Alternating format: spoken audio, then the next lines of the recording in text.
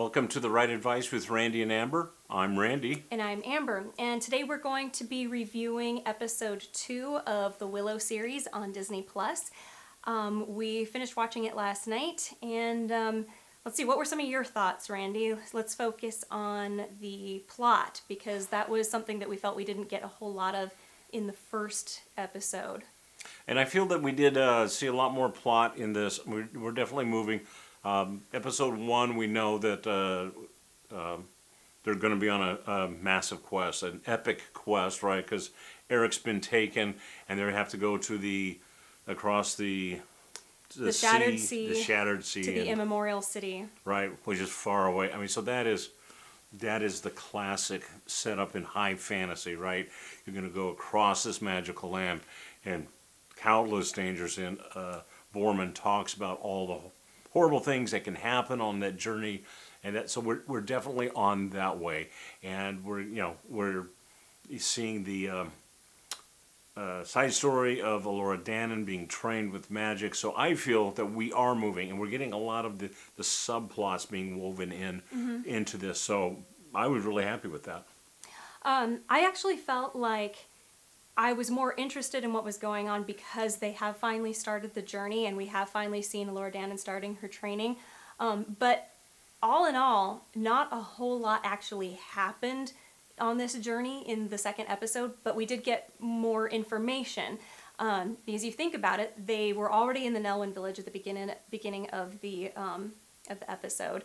We get to see Willow as the High Aldwin talking to everybody, and then there's sort of a banquet, and then Elora Danan goes missing, and then they get their stuff together and they go on their journey, and Elora Danan is in the wagon learning magic, and they stop and they're camping, and she's still learning about magic, and then they're in the forest and she's learning magic. So it's actually not a whole lot that has happened for our fellowship, but it was more interesting because we were finally seeing some things that were important to the end of the story happening. I seem to have something in my chest. But anyway, so I was happier with what was happening, but I didn't feel like there was a lot of plot. How about how we saw... I'm going to go back on this, though. So what we are seeing is alliances being formed. All right, okay, so I see that. we see Dove and Graydon, right? Mm-hmm. They're obviously something's going on there. Maybe it's romance. Maybe Graydon's got a secret agenda. So we are seeing that move forward, right? We see Kit and Borman. Maybe they'll be forming an alliance in the future, an alliance of sorts, right? We are definitely seeing, right, people starting to form into pairs or groups, and maybe with not the same agenda in the long run as the rest of the group. Right. Okay. I'll agree with that. I would say that I don't feel like I'm seeing a whole lot coming still from Jade being part of this story moving forward. I would really like to see her character be more significant, other than what appears to be just the love interest of the main character. And I complained about that in the first episode, and the second episode has not changed that. She really didn't contribute much to the story. But we have Graydon, who is encouraging Elora Danan, and we have Willow, who is training Elora Danan. We have Borman, who is the guide, and anybody else on here? Oh, Kit. Kit, she's basically just causing tension that really doesn't have to be there. If she's so upset that they're taking so long, she should just go on her own. But instead, she's just whining and whining and whining, and that's about it. So right. So I'm going to go back to Jade. What she represents, and I didn't think about it until right now, is, she is the loyal soldier. And so that is Eric in the original movie. Eric is the original, the loyal soldier who continues to push forward because that's what the king wants him to do, or whatever. That's what Galadorn is going to be best for them. And so Jade fills that role that was being filled, that Eric did in the original movie. So I can see that, and you're right. She's not doing a lot, but she's reinforcing. The queen wants me to do this. I'm going to do this. So maybe she'll have a bigger part down the road. Yeah, I certainly hope that she does. All right, so we've finished looking, I think, at plot, and it's going to also play into the next topic, which are the characters. And I think there's a lot to say about the characters. Let's talk first about Willow himself. We both had a lot to say about Willow himself. I have to say that, first of all, he does not seem, in my opinion, at all like the old Willow that we knew. They seem to bring up a few points that are familiar, but it's still not ingrained in his personality. He is flip-flopping on his motives, and it drives me crazy. So there's a flashback scene to where Willow goes back to Tira's Lean in order to try to entice Elora Danan into, hey, come with me and I'll teach you magic. And she's a little girl, and it was kind of a silly scene, where he's like, oh, I have little kids, you might like them. And she runs off, stranger danger. And then... Which you should do, children. Run away from stranger danger. But then Sorsha says, hey, what could you possibly do? Because he says, hey, don't make me, and then she goes, make you what? Do another disappearing pig trick.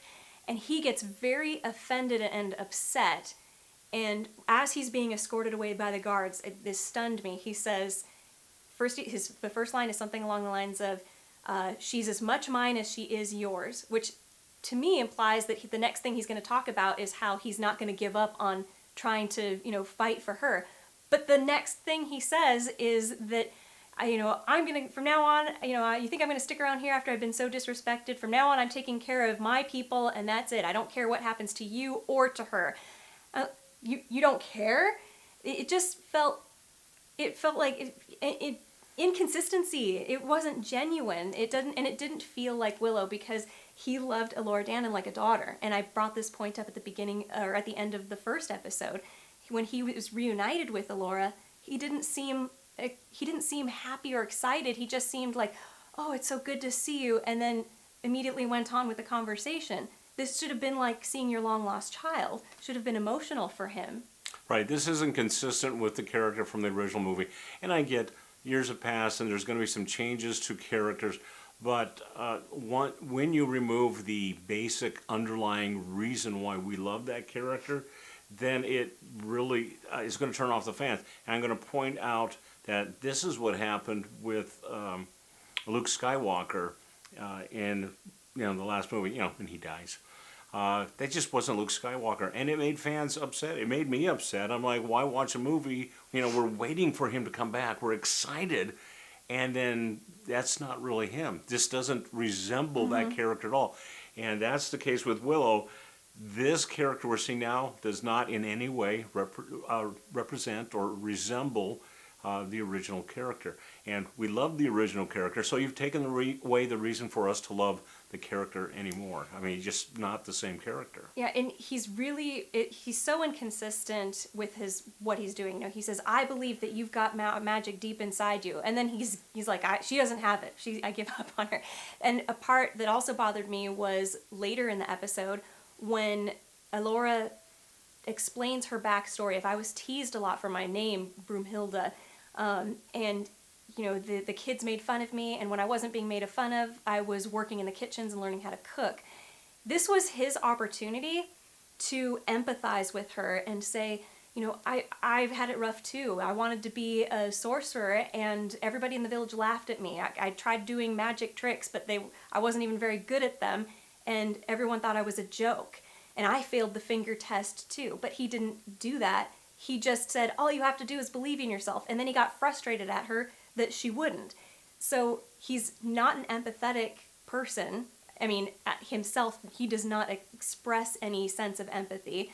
And that frustrated me because he was not that at all. I mean, remember when Mad Mardigan was, saying, you're a great sorcerer, you don't need me. And Willow was trying to convince him to go with them. And then they drop down when they hear the dogs, and Willow immediately apologizes to him. He's like, look, I'm sorry I got upset. We wouldn't have been here without you, but we need your help. And that was a moving moment because you saw that, he realized he got hot-headed for a split second, but he quickly went back on it and said, right. And you would think that by now he should have developed that recognition of being hot-headed is not good for you. So don't, just try not to do that. Hold your tongue before. Yeah. But he's gone the other way. He got made hot-headed comments and said, I don't care what happens to you or her, and he's just abandoned them. So, yeah. We love Willow because he is totally dedicated to Elora Danan. No matter what happens, no matter what adversity he faces, he's going to protect her, and he's going to make sure that what is done right. And he's patient with her in the movie, right? I mean, she's a baby. She gets motion sickness. She got to have diapers changed, right? All those things. Never complains. Very patient. Going to see this out through the end, no matter how long that takes. And in this, we see him, and he's just not patient at all. Oh my gosh, I have to train her, and she doesn't immediately know everything I want her to know. And he's just that is just not a likable trait. And I also didn't like that he seems to be the butt of the joke when it comes to magic. Everybody's talking about how you're not a great sorcerer, you can't do magic, you're a nothing, you've never been able to be a great sorcerer. And the kids disrespect him because they're like, I don't see any magic. They don't see him as being a great sorcerer, even though supposedly they had all these legends they grew up with, hearing about how he was this great hero. It's really upsetting for me to see that they're letting this happen, that the kids are impatient with him, even though they have grown up hearing all these stories. And then when we see him, I think, okay, he's going to, redeem himself, or he's going to show that he's not, and they're going to suddenly have a little humility, and the kids, that is, are going to have a little bit of humility and suddenly respect him. And then we will see the Willow who we were left with at the end of the movie. But that hasn't happened at all in the whole first episode. He's done no magic at all. The only time that we've seen him do anything even remotely close to magic, it was more like his failed disappearing pig trick at the beginning of the movie when, he was trying to be this big showman, but it just seemed cheesy. It was like a cheesy magician. So, they totally disrespect the journey he made in the movie. It was like he might as well not have done anything at all. He's still that bungling wannabe mage at the beginning, right? Except now he's grumpy at times. He's not patient. Doesn't seem to have any energy. So Warwick Davis, I don't know. I think maybe he's struggling with this role because... I know he's a good actor, but he's a great actor. I don't feel like I'm seeing that from him in this at all. And because I love Warwick Davis, I look forward to seeing every movie he's in because I fell in love with him in Willow. I'm not seeing him portray this character very well at all. I mean, a lot of the lines feel awkward the way that he's saying them, and I don't know if that was a director's choice or if it was his choice. Like you said, maybe he's just not understanding what he's supposed to be doing. Maybe because it doesn't make sense what his character is supposed to be doing. Other characters. So I'm enjoying quite a few of the characters. And Joanne Wally's doing a great job with Sorsha. So every scene with Sorsha, I enjoy. Yeah. And I think it moves the story forward. The performance is great. Yes, just great. And I'm enjoying Borman. The more I see him, the more I enjoy him. And also... Prince Graydon, Prince Graydon. Yeah. I'm enjoying both of those. I would say Borman, we're not learning a whole lot about him other than that he's very lighthearted and things, I feel like he's not taking things very seriously, although he seems to allude that there are things out there that are very dangerous that he's aware of. Even when he's talking about his past. So we got the reveal that he was the squire of Mad Mardigan and went with Mad Mardigan to find the Chimerian Curious. And I don't know if I'm pronouncing that right, but that's information. I would like to see him do more because he's literally just part of the pack moving in one direction at this point. So I'm ready to see his value as a member of this group. I feel that he's the perfect tool for that slowly unraveling mystery, right? So that is kind of the style nowadays. They want a mystery that you peel back a layer at a time, and that's fine, right? And I think that he's perfect for it, right? So he can hold back those secrets. There's so much more to know about Mad Mardigan, and he knows that. There's so much more to know about the Curious, and he knows that, right? He knows about the lands. There's a lot that he can reveal a little bit at a time, and I think he's perfect for that role. So Okay. I'm Yeah. okay that he's not doing much now. Okay. I mean, I like the character. I Yeah. just am not. I want to see his value in the group, and maybe it's just because the pacing is a bit slow. We haven't got to their next big obstacle. It seems like the obstacle has just been that Elora Danan cannot do magic. That's it. All right, we've got Borman, and then Kit. I would say she's still being the exact same person that she was in the beginning. She's Right. very obnoxious. She wants to go and get to her brother first, but I don't know what's holding her back. I don't know why she doesn't just go and leave the group behind if she feels like they're holding her back so much. Yeah, I think that she has a storyline, and it would be good to see her move us closer to that goal that she has, that storyline. And I know she wants to get her brother, but so often it doesn't sound like she wants to go get her brother. It just sounds like she's throwing a temper tantrum. Yeah, I would say that. We really didn't get a lot of endearment from her towards her brother. She even admitted to her mother that, he said that he would never leave me and I didn't care. And I don't know. I just feel like there's not much genuine love and affection coming from her. And that, you know what, and that could be what they exactly want, but I think that in the script you could make that maybe a little more obvious. I mean, there's a lot you could do with it. At this point, we just don't know. I mean, she just sounds impatient, right? Yeah. Let's go, let's go, let's go. Is it because you care about your brother? I'm not convinced. Like you said, I'm not convinced that she cares about her brother. She just doesn't seem to want to stay in one place. She wants to get out of there. And she had been planning on leaving the kingdom anyways. Yeah. So, yeah, I'm still not sure that she really cares about Yeah, her that brother. could be shown simply by her showing some guilt for how she treated her brother, because she really didn't express guilt when she talked to her mother in that conversation. So she could be talking about, now we could see her imagining what her brother might be going through. He's in the hands of the enemy, and they saw how brutal the enemy was. So what are they doing to him? But we don't see that. All we see is her complaining and being downright rude and obnoxious, especially to Willow, who was supposed to be a respected Yeah, hero. he's a legend. Yes. So very, very disappointing there. So let's see. We've discussed Jade and Borman and a little bit of Graydon. I liked what they did with Graydon coming in and encouraging Elora Danan at the end. Giving her the encouragement. You can do this, magic. You can do this.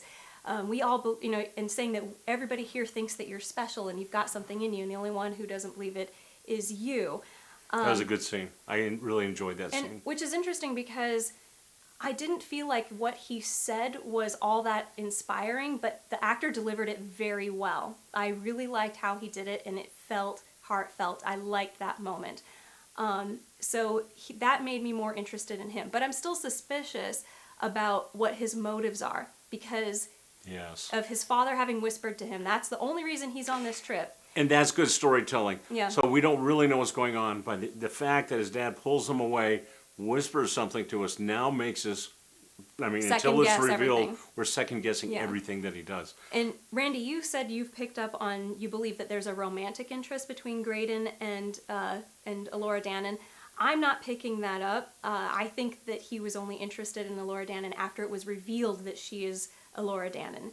That he was not really, he didn't really care that she was there, and now it almost feels like an obligation. Like when he gets up to go and find her at the end of the episode, I thought that it looked like he was getting up to go and find her because he knows this is what I have to do.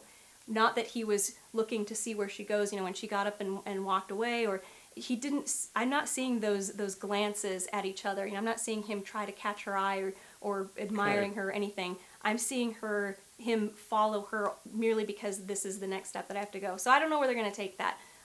If it's a romance, I'm fine. not convinced of that. So in episode 1, I had a thought that maybe his kingdom has still been doing magic. Yeah. Because he does understand the language that's being used, which could be an indication that he has been studying the arts. And it could be that Elora Danan, finding her, could unlock magic that he will be able to do and their kingdom will be able to do. It'd be interesting. So that interest in her might not be romantic. It could be that he realizes that she's a source of power that can make him grow to his full potential. Maybe. Okay, so I think we've gone through most of the characters. Any more that you can think of? If we think of them, we'll mention them. I'm good. All right, so we've somewhat discussed, well, we already did the plot. Oh, aesthetic. Okay, we had a lot to say about aesthetic. There are some issues with the costume that are more severe than I could have possibly imagined. That scene where it's a flashback to Willow talking to Sorsha at the beginning of the episode, and then when he comes back later and he says, I don't care what happens to you, that vest looks like it, or shirt it's denim. He's wearing it somebody's jeans. With brass buttons. Just like jeans. It looks ridiculous. It does not hold up to the medieval aesthetic at all. This is not the same universe as the original Willow, which is just sad. And it could be cool. So, yeah, but not appropriate for a serious fantasy like this, right? It could be cool that it represents how advanced he is, but unfortunately we're not seeing that he's advanced. He seems not to have really progressed at all since the movie, the movie ended. So wearing, a fisherman's jacket and or a fisherman's vest and then a Levi outfit, it just makes him stand out as not belonging in this universe. Quite honestly, if he doesn't show that if he shows that he actually is a very good sorcerer, which he should be. He left the movie. He was given a book of sorcery for him to study, and on his own he learned the same magic that the old High Aldwin had, where he turns an apple into a dove. And if he hasn't learned significant magic in the time that has passed that makes him into a great sorcerer, it would be really sad. But even if he has, it's still sad that he's gone all this time and everyone still thinks he's just a joke. Yes. I mean, they have no respect for him. It makes me feel like somebody wants to fake us out and make us think that, okay, he doesn't have magic. That's what you're supposed to believe. That's why we're all making fun of him. He's a joke. And then he's going to suddenly reveal himself to be this spectacular wizard. And everyone's going to go, oh my gosh, like we should have... It's gone on too long. The fake out has gone on far too long for it to be believable. And this is what I think would be cool. That Willow has actually been traveling to other realms, right? I mean, so the story the original story focuses on Bab Morda wanting to banish Laura Dan into another dimension, another universe, or someplace, right? Well, so what if he's been traveling these other dimensions, and that's where he picked up the Levi outfit and the fisherman's vest? No, that would be so cool, right? I don't think so. Or not, but at least it would make sense why he is dressed so oddly, especially compared to everyone else in the series. No one else has outfits like that. Nobody else in the series has anything like that. I don't know. The outfits are they're bugging me. Okay, so we've done aesthetic, music, still not anything impressive. The occasional callback to the themes of the old music, but I really missed that the soundtrack in Willow. Not only did it have great melody, but it had a specific sound to it. There were acoustic instruments that sounded exotic, that sounded like they came from another world, that sounded medieval. And if you couldn't hire somebody, and I know they got James Howard Newton to do the music, who's brilliant. Why is there no? Why, at the very least, is there no interesting instrumentation? Right. So I don't know. It just feels like a nothing soundtrack to me. I'm sorry, James Howard Newton. I love your work, but what happened? And James Horner did the old soundtrack. It's just brilliant. You couldn't have listened to that and gone, well, I could try something like that. I don't know. Okay, aesthetic. I think we've kind of gone over. Okay, so callbacks. We noticed a lot of callbacks in this. There were so many, especially in the High Aldwin scene, right? That you brought up that you felt like it was too much. Yeah, it's too much. So, and in a situation like this, where we have a sequel we want to do callbacks. We want to remind people of what they loved in the original. And the original has the village scene where Willow is going to be doing magic and all of that, right? And the wizard comes in and the testing. I mean, that's really a great scene. It's a fun scene. And what we're expecting is now that he is the wizard in charge, that we want to see him in that role. So we definitely, I mean, so, and they do deliver that, and a lot of it was fun, but sometimes you can go too far, and it did. So it just hit, it was just like they pulled the script and like, let's cover every single possible callback, and but let's humiliate Willow while we're doing it. And I didn't care for that. I liked that they did the callbacks. I liked that he got to go through some of the stuff. But this is a situation where little goes a long way. 2 or 3 of those callbacks in that scene, and we feel taken back to the original, and we can enjoy it. And if we can customize it so we now see Willow is gaining wisdom, right, and he's looked up to, instead of being the low man on the totem pole in the first movie, then we're really going to enjoy it. Because we want to see those callbacks, but what we want to see how the change from the adventure has changed how these callbacks look now. And they did, but they make him look like a fool.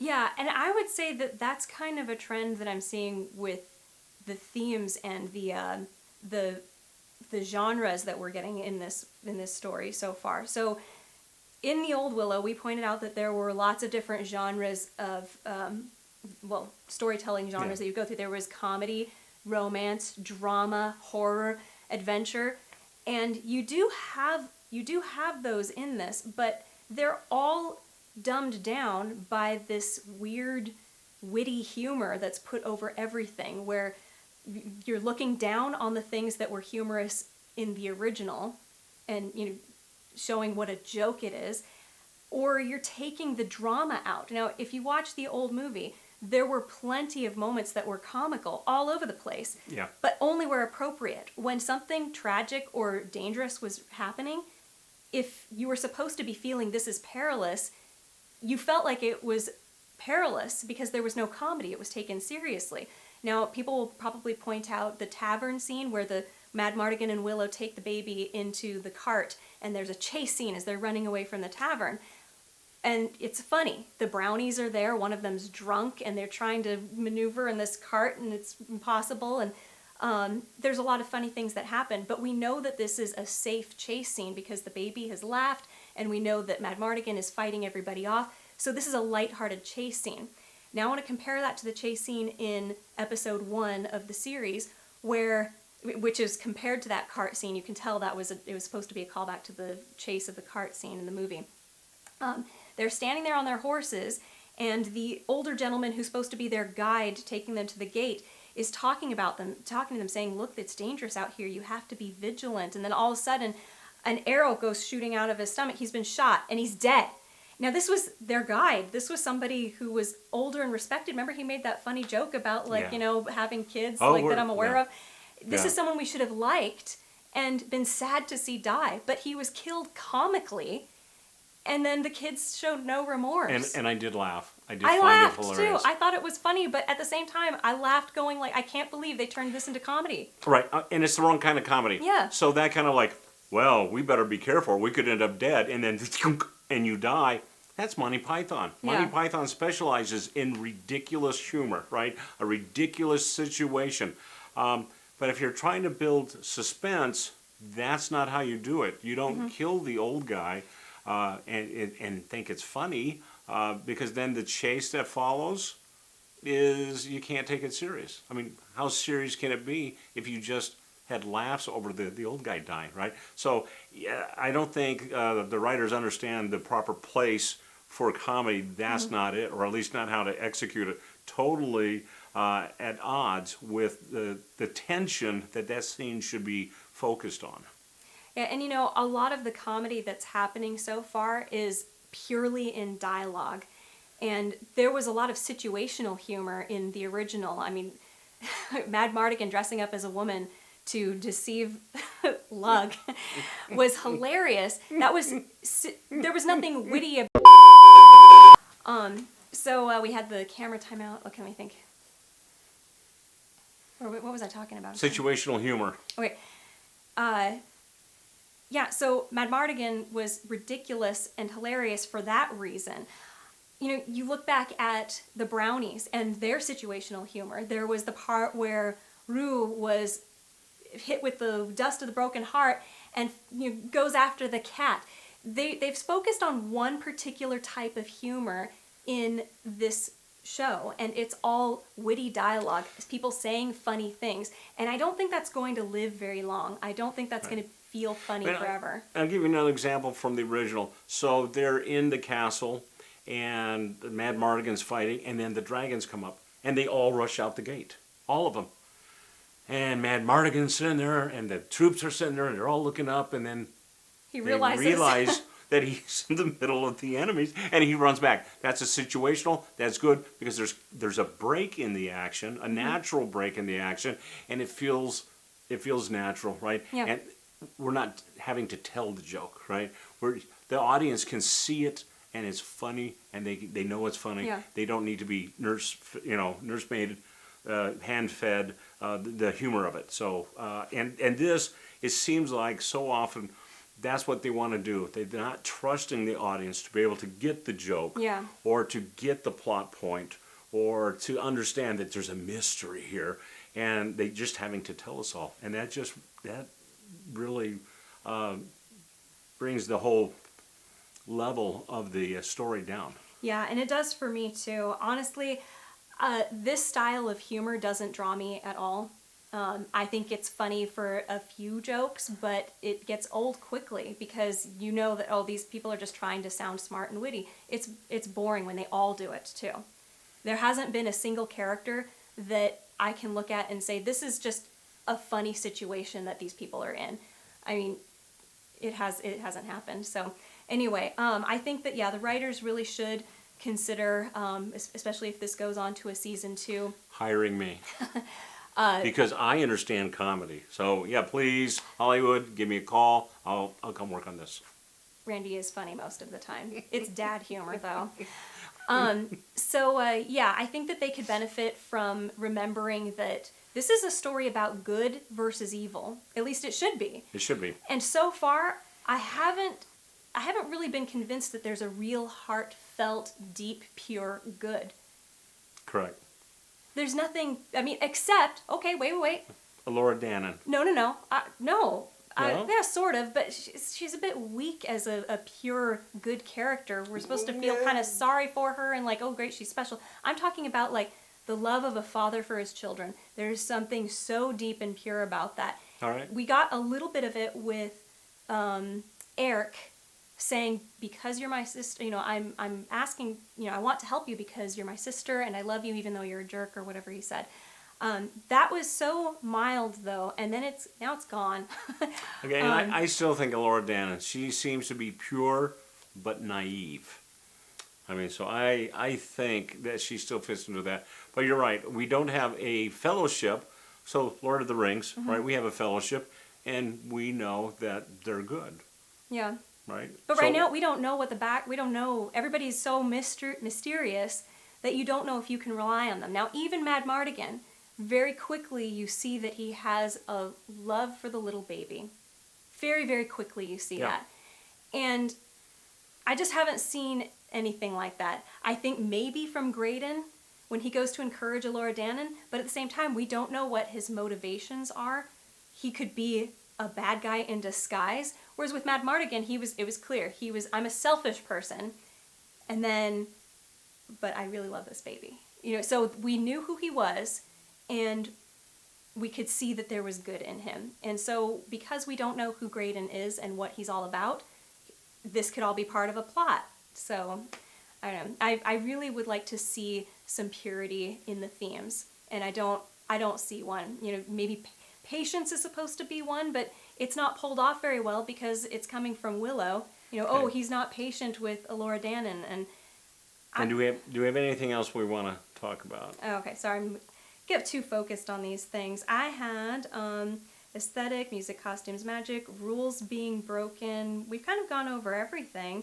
There was the four pillars of magic. You had a good comment about that.